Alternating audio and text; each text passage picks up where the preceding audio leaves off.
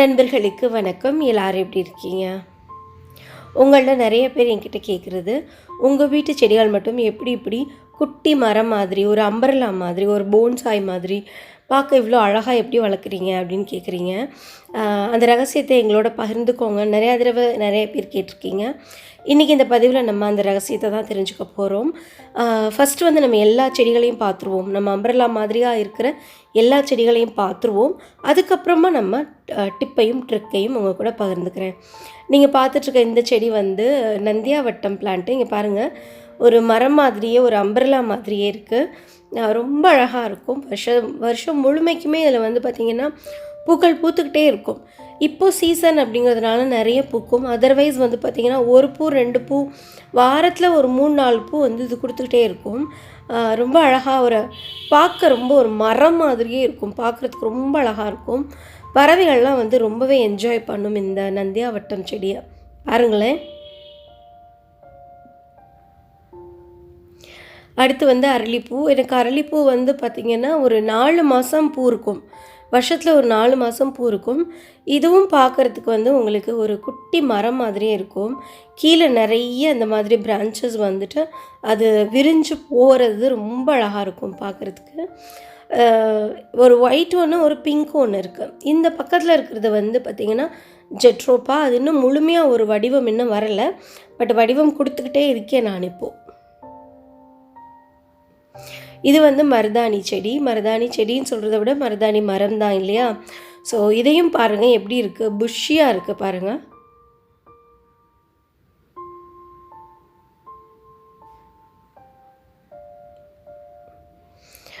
இந்த மருதாணி நல்ல ஒரு சிவக்கக்கூடிய, கையில் வச்சோம்னா அப்படி செவந்து வரும் இந்த மருதாணி செடி. அதுக்கப்புறம் இப்போ நீங்கள் பார்த்துட்ருக்கிறது வந்து என்னோடய லெமன் ட்ரீ. லெமன் ட்ரீ அது பாருங்கள், நீங்கள் பாருங்கள், உங்களுக்கு பார்த்தாலே தெரியும் அதோட பியூட்டி எவ்வளோ பெருசாக இருக்குது அப்படின்னு உங்களுக்கு தெரியும். யூஸ்வலாக நீங்கள் வந்து லெமன் ட்ரீ வந்து பார்த்திங்கன்னா சின்ன சின்ன செடியாக தான் காமிப்பாங்க மோஸ்ட்லி. யூடியூபர்ஸும் சரி, இல்லை நீங்கள் உங்கள் வீடுகள்லையுமே கூட பார்த்துருக்கலாம். தொட்டியில் வச்சு வளர்க்கும் போது ஒரு குறிப்பிட்ட சைஸில் தான் இருக்கும். பட் என்னோடது பாருங்கள் எவ்வளோ பெருசாக இருக்குது அப்படின்னு. அது இல்லாமல் எவ்வளோ ஒரு புஷ்ஷியாக, ஒரு பெரிய பொக்கே மாதிரி பெருசாக இருக்கும் பார்க்குறதுக்கு. இது வந்து மல்பெரி. இன்னும் முழுமையாக வடிவம் வந்து வரலை. பட் வந்து அந்த ஒரு குட்டி மரம் மாதிரியான ஒரு லுக்கு வந்து வர ஆரம்பிச்சிருச்சு இந்த மல்பெரியில். இன்னும் ஒரு 6-7 மாதங்களில் பார்த்திங்கன்னா இது கரெக்டாக அந்த ஒரு மரத்துக்கு உரிய வடிவம் வந்து நான் இதுக்குமே வந்து கொடுத்துருவேன்.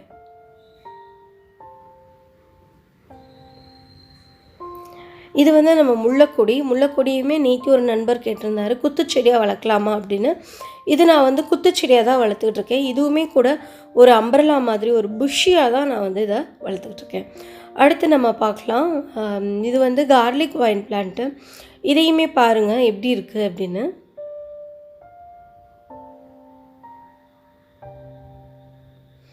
இதுவுமே கூட ஒரு அம்பரலா மாதிரியான பெரிய அம்பரலா, சன் அம்பரலா மாதிரி தான் மாதிரி இருக்குது இல்லையா? இது வந்து அத்திப்பழ மரம். இதை பாருங்கள், ஒரு 2 வருஷம் கூட ஆகலைங்க அந்த செடி வாங்கி நான். பட் வந்து பாருங்கள், உங்களுக்கு இதுவுமே ஒரு குட்டி மரம் மாதிரி தான் வந்துட்டுருக்கு. இன்னும் இதுக்கு வந்து ஷேப் கொடுக்கணும். இது இன்னும் முழு வடிவம் வந்து இதுக்கு இன்னும் வரலை. இதுக்கு இன்னும் நம்ம ஷேப் கொடுக்கணும். பட் வந்து பாதி வந்து டன். ஓகே, வாங்க இப்போ நம்ம பார்க்கலாம். இதுக்கு நான் வந்து என்னென்னலாம் ட்ரிக்ஸ் யூஸ் பண்ணுறேன் இந்த மாதிரி அம்பரலா ஷேப் வர்றதுக்கு, இல்லை ஒரு போன்சாய் குட்டி மரமாக வளர்கிறதுக்கு நான் என்னெல்லாம் பண்ணுறேன் அப்படின்னு பார்க்கலாம்.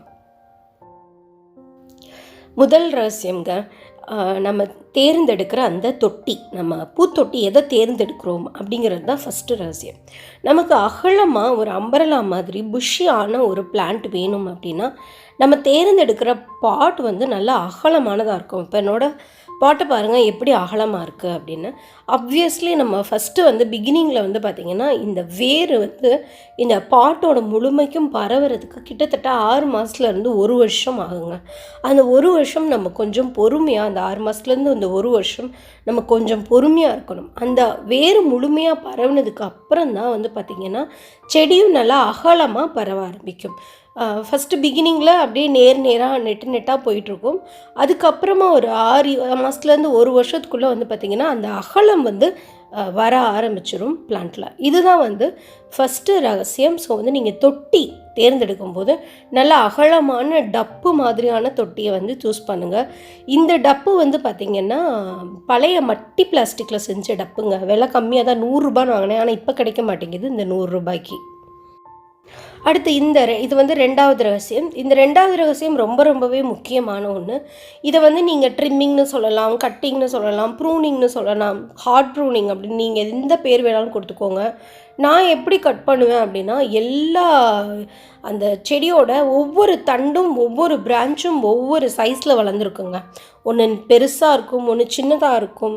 ஸோ நம்ம என்ன பண்ணணும் அப்படின்னா, அந்த மெர்சிலெஸ் கட்டிங், அதாவது நம்ம ஒரு மெர்சியாக இவ்வளோ அழகாக இருக்கே, இது எப்படி கட் பண்ணுறது அப்படின்னு நினைக்காம நம்ம எல்லா தண்டையும் எல்லா பிரான்ச்சையும் ஒன்று சேர்த்து வச்சு ஒரே சைஸ்க்கு எல்லாத்தையும் கட் பண்ணி விட்டுறணுங்க. இப்போ நம்ம ஒரே சைஸ்க்கு எல்லாத்தையும் கட் பண்ணும்போது என்ன ஆகும் அப்படின்னா, இப்போ வந்து நம்ம ஒரு பிரான்ச்சாக இருக்கிறது 2 ஆகும், 2ஆக இருக்கிறது வந்து பார்த்திங்கன்னா 4 ஆகும், அப்புறம் இந்த 4ஆக இருக்கிறது 8 ஆகும். இது ஒன்று படிப்படியாக தான் நடக்கும். ஒரே நாள்லாம் எந்த மேஜிக்கும் நடந்துடாது. ஸோ நமக்கு ரொம்ப பொறுமையாக வந்து இதை கட் பண்ணி விடணும். இந்த ஜெட்ரோபாவை எனக்கு கட் பண்ணணும், ஏன்னா அது இப்போ தான் கொஞ்சம் ஷேப் வர ஆரம்பிச்சிருக்கு. இப்போ நம்ம கட் பண்ணி விட்டோம் அப்படின்னா சரியாக இருக்கும். ஆனால் வந்து நமக்கு வந்து பார்த்திங்கன்னா ஒரு மெர்சிலெஸ்ஸாக பண்ணணுங்க. நான் வந்து ஒருத்தவங்க எனக்கு ஒரு எக்ஸ் மிலிட்ரி மேன், அவங்க வந்து நிறைய அடீனியம் வளர்ப்பாங்க. நான் அவங்கக்கிட்ட போய் நான் வர நர்சரிக்கு அவங்களும் வருவாங்க. அவங்க தான் எனக்கு வந்து சொல்லி கொடுத்தாங்க இந்த மெர்சிலெஸ் கட்டிங்கை பற்றி. அந்த டேர்ம் எனக்கு ரொம்ப ஹர்ட்டிங்காக இருந்தது. பட் வந்து பார்த்திங்கன்னா அப்படி பண்ணும்போது பிளான்ட் ரொம்ப அழகாகவும் நிறைய பூக்கள் வந்து நிறைய கொடுக்குங்க, நிறைய வந்து பூக்களை கொடுக்கும். ஸோ வந்து நீங்கள் அந்த மெர்சிலெஸ் கட்டிங்கை பண்ணுங்கள். அதுதான் 2வது ரகசியம். ஒரு பூத்து அந்த பூ கொட்டினதுக்கு அப்புறமா பிஞ்சிங் பண்ணிவிடுங்க. அதுக்கப்புறமா வந்து நம்ம பூவோட கீழே தண்டை லைட்டாக வந்து நம்ம கட் பண்ணி விடலாம். அப்புறம் வந்து ஹார்ட் ப்ரூனிங் பண்ணலாம். பட் வந்து ஒவ்வொரு தடவையும் நம்ம உரம் கொடுக்கணும் அப்படின்னு அவசியம் இல்லை. பிஞ்சிங்க்கு அப்புறம் நம்ம உரம் கொடுக்கணும் அப்படிங்கிறது அவசியம் இல்லை. ஆனால் நம்ம ஹார்ட் ப்ரூனிங் பண்ணுறோம் இல்லையா, நான் முதல்ல சொன்ன மாதிரி எல்லா தண்டையும் ஒரே சைஸில் கட் பண்ணி விடுறோம் இல்லையா, அந்த நேரத்தில் நம்ம வந்து உரம் கொடுக்கறது அப்படிங்கிறது ரொம்ப முக்கியம். இது தாங்க 3வது ரகசியம். உரம் கொடுக்கறது தான் 3வது ரகசியம். எப்படி உரம் கொடுக்கணும் அப்படின்னு பார்த்தீங்கன்னா, ஃபஸ்ட்டு அந்த மேலே இருக்கிற மண்ணை வந்து நீங்கள் எடுத்துருங்க. மேலே இருக்க மண்ணை எடுக்கல, முதலே ரொம்ப மண் கம்மியாக இருக்குது அப்படின்னா கொஞ்சமாக மண் எடுத்துக்கோங்க. நம்ம சாயில் ப்ரிப்பேர் பண்ணி வச்சுருப்போம் இல்லையா, அந்த சாயில் கொஞ்சமாக எடுத்துக்கோங்க. அந்த சாயிலோடையே கூட வெர்மி கம்போஸ்ட்டு, அப்படி இல்லாட்டினா தொழு உரம், அப்படி இல்லாட்டினா ஏதாவது நீங்கள் என்ன உரம் வந்து லீஃப் கம்போஸ்ட்டாக இருக்கலாம், நீங்கள் என்ன உரம் அந்த பிளான்ட்டுக்கு கொடுக்கணுன்னு ஆசைப்பட்றீங்களோ அந்த உரத்தை அந்த சாயிலோடு மிக்ஸ் பண்ணிவிட்டு அதுக்கப்புறமா தொட்டியில் இருக்கிற மண்ணை லைட்டாக கிளறி விட்டுட்டு அதுக்கப்புறமா நீங்கள் அந்த கலந்து வச்சுருக்க கலவையை அந்த உரத்தை போட்டு விடுங்க. அப்படி போட்டு விடும்போது பிளான்ட்டோட வேருக்கு போய் சேரும். அது இப்போ நம்ம சும்மா அப்படியே மேலே போட்டுட்டோம் அப்படின்னா என்ன ஆகும் அப்படின்னா, அது அந்த வேரோட ஒட்டவே ஒட்டாது. அப்படியே ஒட்டினாலும் ரொம்ப ஸ்லோவாக போய் சேரும். அது எப்போ கிட்டத்தட்ட ஒரு மாதம், ஒரு 15-20 நாளுக்கு அப்புறம் தான் போய் சேருமே அது.